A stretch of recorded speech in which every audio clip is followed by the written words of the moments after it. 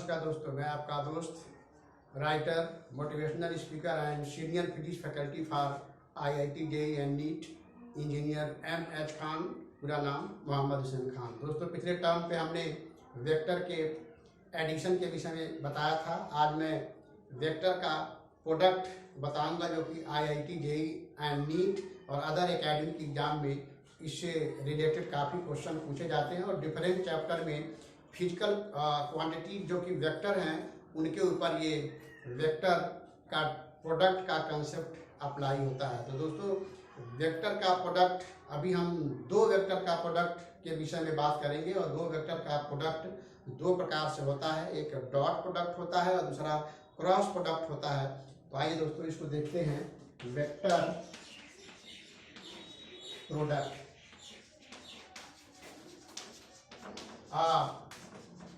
Two vectors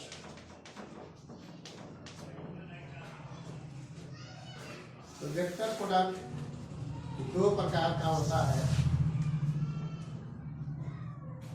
dot product और scalar product.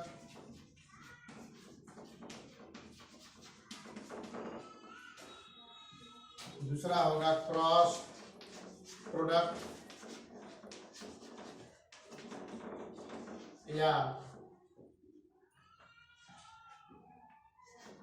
Vector product.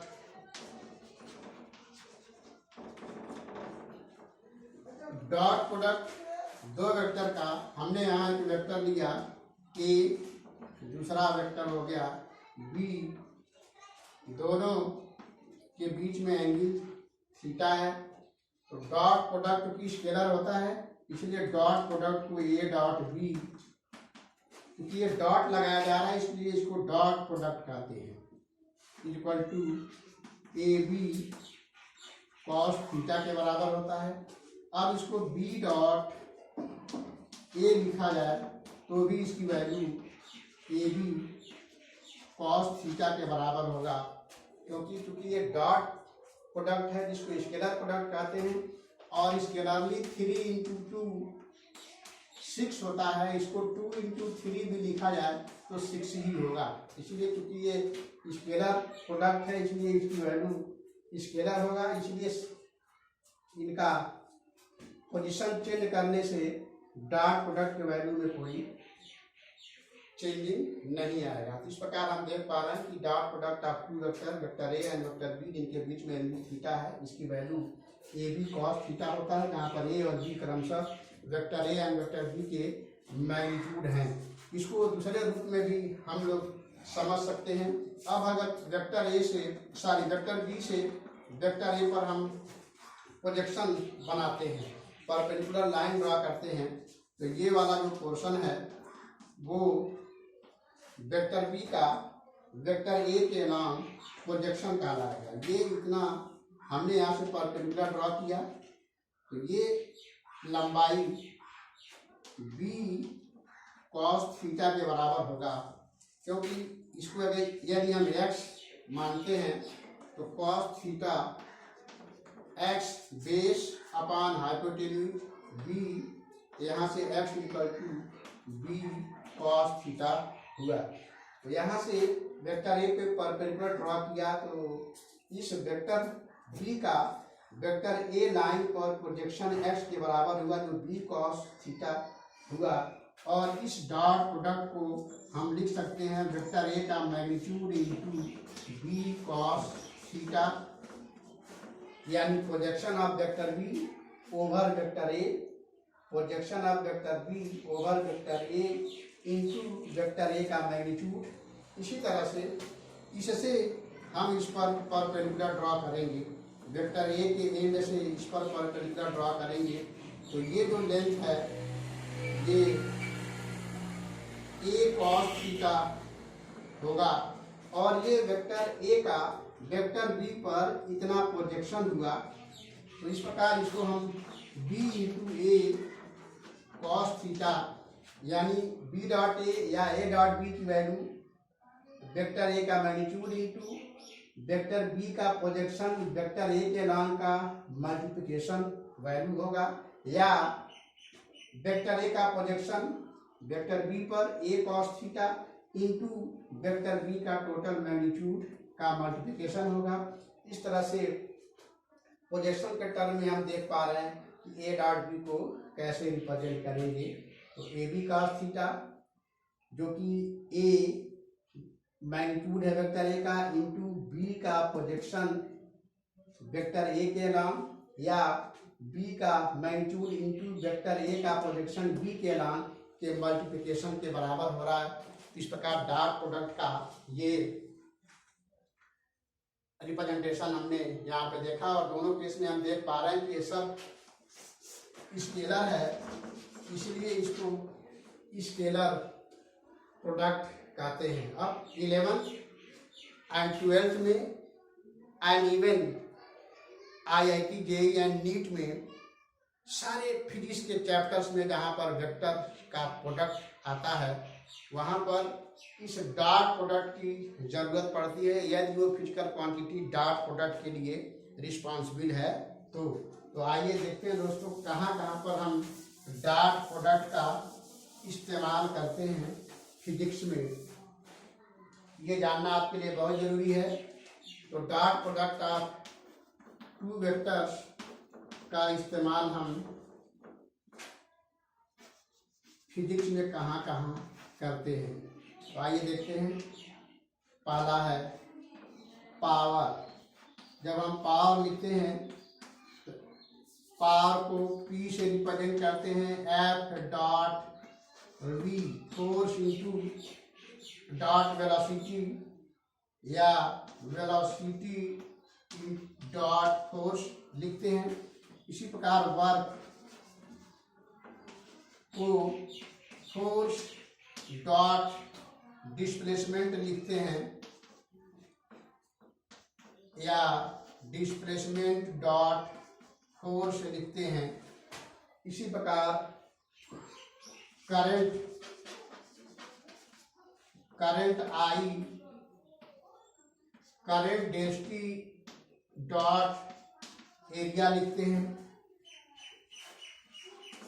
Electrical flux electric field dot area, या area dot electric field लिखते हैं। इसी तरह से magnetic flux magnetic field dot area, या normal area dot magnetic field लिखते हैं। और भी डॉट प्रोडक्ट के एप्लीकेशन हैं। Potential energy -P dot E लिखते हैं। जब डाइपोल को इलेक्ट्रिक फील्ड में रखते हैं तो उसकी पोटेंशियल एनर्जी को इस प्रकार से dipole moment dot electric field, या -E डॉट P लिखते हैं। इसी तरह से मैग्नेटिक में मैग्नेटिक डाइपोल को जब मैग्नेटिक फील्ड में रखते हैं तो वहाँ पर भी पोटेंशियल एनर्जी होता है जो कि -B dot dipole moment M से रिप्रेजेंट करते हैं। इस प्रकार हम देख पा रहे हैं दोस्तों dot product of two vector का कितना एप्लीकेशन फिजिक्स में डिफरेंट चैप्टर में है, इसलिए ये आपको अच्छे से समझना बहुत जरूरी है। आगे के लेक्चर में मैं और इसको एक्सप्लेन करके बताऊंगा कि क्यों डॉट प्रोडक्ट आपको पढ़ना जरूरी है और इसके और क्या क्या एप्लीकेशन हो सकते हैं। ये लिखने का मेरा मेन मकसद ये है कि दोस्तों आप ये समझ पाएँ कि दो वेक्टर का डॉट प्रोडक्ट या क्रॉस प्रोडक्ट क्यों पढ़ना जरूरी है और ये चैप्टर शुरू में क्यों पढ़ाया जाता है। तो आइए दोस्तों अब देखते हैं cross product of two vector. Cross product of two vector right hand screw rule को फॉलो करता है।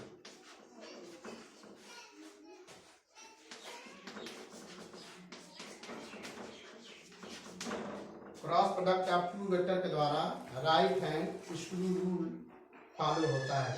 जगह बना लीजिए दोस्तों, हम यहाँ पर इसको मिटाएंगे, ये वाला पोर्शन हम मिटाते हैं। आगे भी मैं इसको लिखता रहूँगा इसलिए आपको चिंता करने की जरूरत नहीं है। यदि आप हमारा वीडियो देखते रहेंगे तो ये सारी चीज़ें मैं आपको इतना बोल बोल के बताऊंगा कि आप सब इसको अच्छे से समझ पाएंगे, लिख पाएंगे और इसका एप्लीकेशन भी कर पाएंगे। अब हम क्रॉस प्रोडक्ट के विषय में बात करने जा रहे हैं। दो वेक्टर का क्रॉस प्रोडक्ट।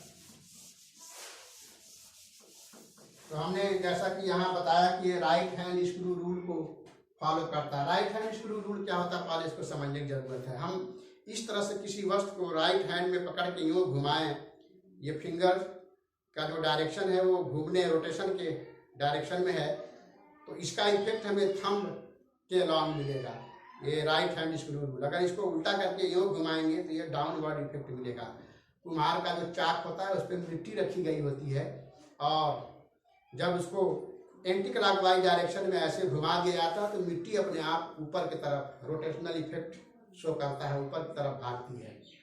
तो दोस्तों इस application cross product of two vector का हमारे समाज में, जीवन में बहुत जगह होता है। बहुत सारे ऐसी मशीनें हैं जहाँ पर इसका इस्तेमाल किया जाता है। फिलहाल फिजिक्स में, पूरे फिजिक्स में जहाँ दो वेक्टर का क्रॉस प्रोडक्ट लिया जाएगा वहाँ पे राइट हैंड स्क्रू रूल का एप्लीकेशन होगा। रोटेशनल इफेक्ट हमें निकालना होगा, तो इस चीज़ को आप ध्यान रखें। ये राइट हैंड स्क्रू रूल, इसको एंटी क्लॉकवाइज यूँ घुमाएंगे तो थंब के अलॉन्ग इसका इफेक्ट मिलेगा और यूँ घुमाएंगे क्लॉकवाइज डायरेक्शन में तो डाउनवर्ड इफेक्ट मिलेगा।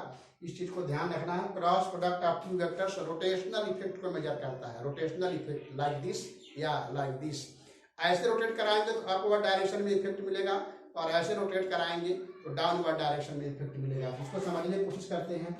हमारे पास ये एक प्लेन है, इस प्लेन में हमने एक वेक्टर ए लिया और दूसरा वेक्टर बी है। दोनों में थीटा एंगल का इंक्लिनेशन है। Vector A and vector B के बीच में थीटा एंगल है। ये दोनों वेक्टर इस प्लेन में हैं। हम वेक्टर ए को वेक्टर बी के तरफ क्लॉकवाइज डायरेक्शन में, यूँ देखें, क्लॉकवाइज डायरेक्शन में रोटेट करेंगे तो थंब के डायरेक्शन में इफेक्ट मिल रहा है। यानी इसको हम इस तरह तो हम बना नहीं सकते हवा में, इसलिए इसको बोर्ड पर ऐसे मैं बना रहा हूँ। ये ए क्रॉस बी को दिखा रहा है दो वेक्टर का क्रॉस प्रोडक्ट और इसकी वैल्यू ए का मैग्नीट्यूड, बी का मैग्नीट्यूड और इनके बीच में जो एंगल है उसका sine value into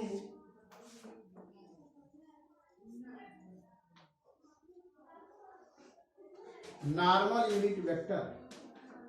normal unit vector, जब वेक्टर ए को वेक्टर बी के तरफ रोटेट करेंगे तो थंब के दिशा में नॉर्मल यूनिट वेक्टर होगा और इसको इस तरह से इस प्लेन में बना रहे हैं इसलिए ऊपर की तरफ दिखाया जा रहा है।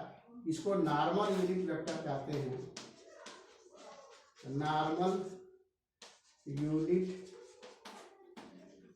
वेक्टर और इसका मैग्नीट्यूड 1 होगा। तो केवल डायरेक्शन शो करने के लिए इस प्लेन के परपेंडिकुलर डायरेक्शन में ऐसे होगा। तो वेक्टर ए को वेक्टर बी की तरफ हमने रोटेट किया तो इसका cross product A B sine theta into normal unit vector होगा। अब क्योंकि ये नॉर्मल यूनिट वेक्टर से इसमें मल्टीप्लाई कर दिया तो यह एक नया वेक्टर हो गया, वेक्टर सी। इस तरह से ए क्रॉस बी की वैल्यू एक नया वेक्टर सी होता है और इस वेक्टर का मैग्नीट्यूड निकालने की कोशिश करेंगे तो इसका मॉड लेंगे। ये हो जाएगा A B sine theta unit vector N का मॉड और ये 1 हो जाएगा तो ये होगा ए बी साइन थीटा। तो हमने देखा दोस्तों कि इस प्लेन में, बोर्ड एक प्लेन है, इसमें एक वेक्टर इधर लिया और एक वेक्टर इधर लिया। वेक्टर ए को बी की तरफ रोटेट कराया तो नॉर्मल डायरेक्शन में इस तरह से, जिसको हमने बोर्ड पर ऐसे बना दिया, अपवर्ड डायरेक्शन में इफेक्ट दे रहा है। यदि हम वेक्टर बी को ए की तरफ रोटेट कराएंगे, यहाँ पर देखते हैं दोस्तों, ये हमारा प्लेन है। इस प्लेन में वेक्टर बी लिया और वेक्टर ए लिया। ये है वेक्टर बी, ये है वेक्टर ए, ये है एंगल थीटा। तो हमने वेक्टर बी को ए के तरफ रोटेट करने की कोशिश किया तो इसका इफेक्ट नीचे की तरफ आएगा और ये हो जाएगा बी क्रॉस ए, ये होगा A B sine theta. But यह नॉर्मल वेक्टर यूनिट वेक्टर जो है वो नीचे की तरफ का तो माइनस हो जाएगा, इसलिए यहाँ पर माइनस से मल्टीप्लाई करेंगे तो बी क्रॉस ए हो गया A B sine theta into normal unit